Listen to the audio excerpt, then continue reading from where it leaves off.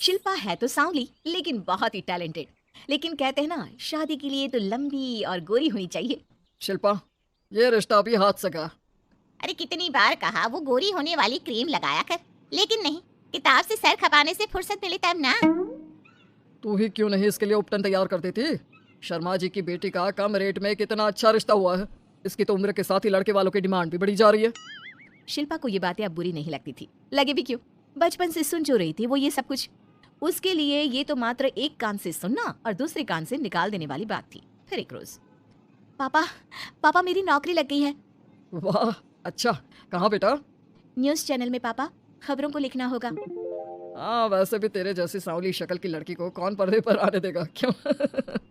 चल, 4 पैसे कमाने लायक हुई है तो लड़के वालों को बोल देंगे कि कमाती भी है, फिर शायद कोई कर ले शादी। हाँ सही कह रहे हैं। वैसे बेटा कल शाम को एक लड़का और आने वाला है, उसे भी देख लेना। शिल्पा को इस बार गुस्सा आ जाता है। अच्छे न्यूज़ चैनल में नौकरी लगने की खुशी भी माँ पापा के चेहरे पर नहीं दिखती। अगले रोज ऑफिस से शिल्पा घर आती है तो सामने बैठा होता है हिमांशु।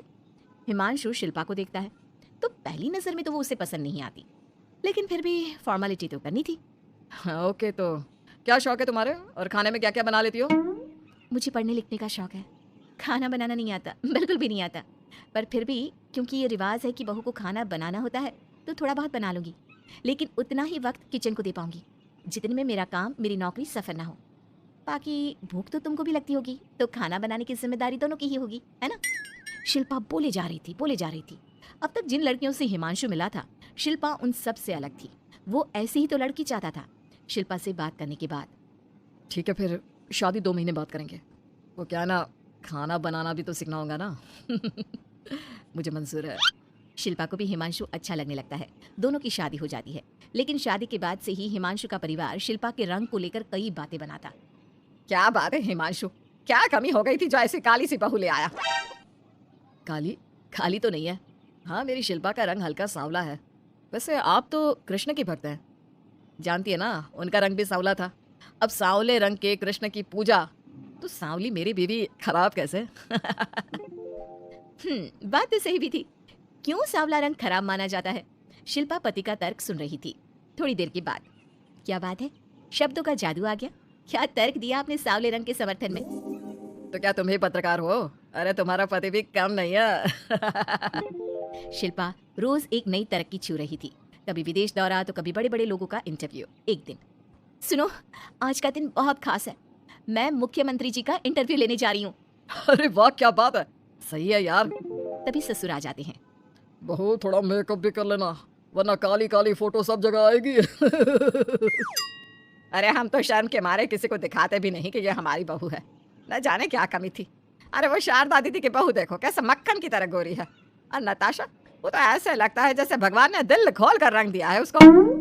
अरे माँ, आजकल रंग नहीं बुद्धि का जमाना है।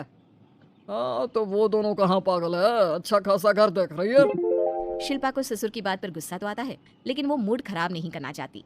वो तो बस तैयारी करती है कि जल्दी से अच्छा सा मुख्यमंत्री का इंटरव्यू हो जाए और दुनिया देखे। होता भी यही है।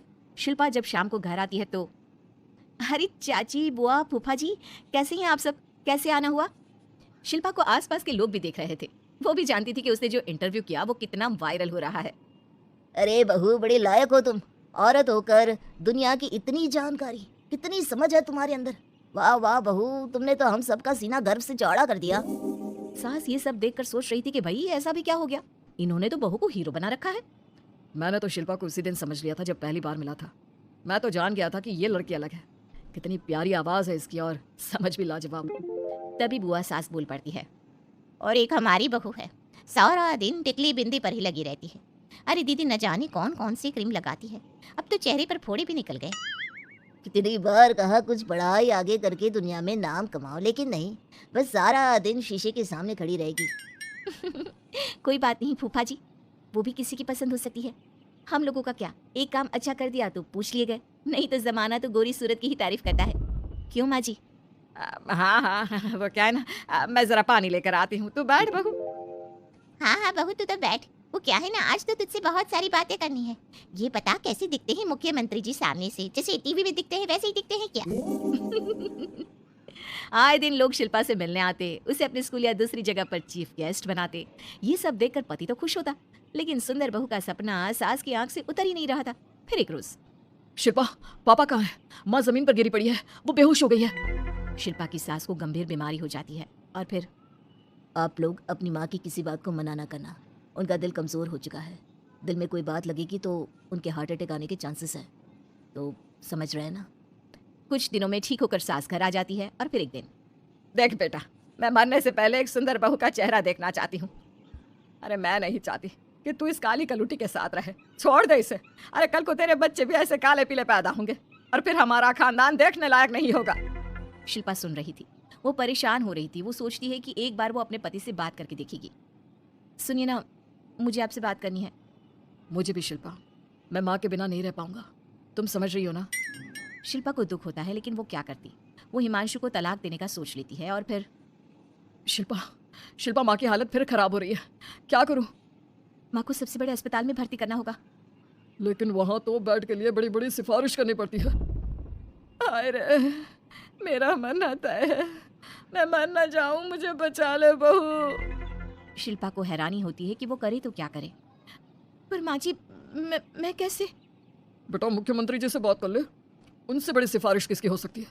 तू बोलेगी तो शायद तेरी सास की जिंदगी बच जाएगी।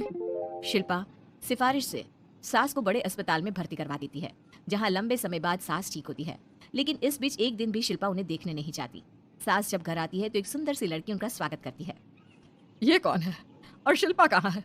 मुझे तो मेरी बहू ही चाहिए। माँ, कैसी बात कर रही हो? तुमने कहा था ना कि शिल्पा काली है और तुम्हें काली बहू नहीं चाहिए। ये रीना है, तुम्हारी बहू। नहीं नहीं, मुझे माफ कर दो। मुझे तो मेरी शिल्पा बहू ही चाहिए। उसी के कारण आज मेरी जान बची है। मैं नहीं समझ पाई कि सुंदर शक्ल से ज्यादा सुंदर दिल और आचरण होना चाहिए। लेकिन अब क्या, अब तो देर हो चुकी थी। हिमांशु भी जानता था कि आत्मसम्मान वाली शिल्पा अब उसकी जिंदगी में वापस नहीं आएगी। अब तो शिल्पा को वे लोग बड़े बड़े चैनल की स्क्रीन पर देखते और अफसोस करते। शिल्पा चाहती तो कभी तुम्हारे लिए सिफारिश नहीं करती। अब तो आसपास के लोग भी घर नहीं आते। लोगों को लगता है कि शिल्पा ने हम लोगों को छोड़ा क्योंकि हम उसके लायक नहीं थे। सही बोल रही है माँ, हम ही तो उसके लायक नहीं थे। शिल्पा जैसी समझदार, पढ़ी लिखी, दुनिया की समझ रखने वाली लड़की को मैंने छोड़ा, सिर्फ आपके कहने पर। अब ये गोरी लड़की आपकी बहू हो सकती है, लेकिन मेरी बीवी कभी नहीं। हिमांशु वहां से चला जाता है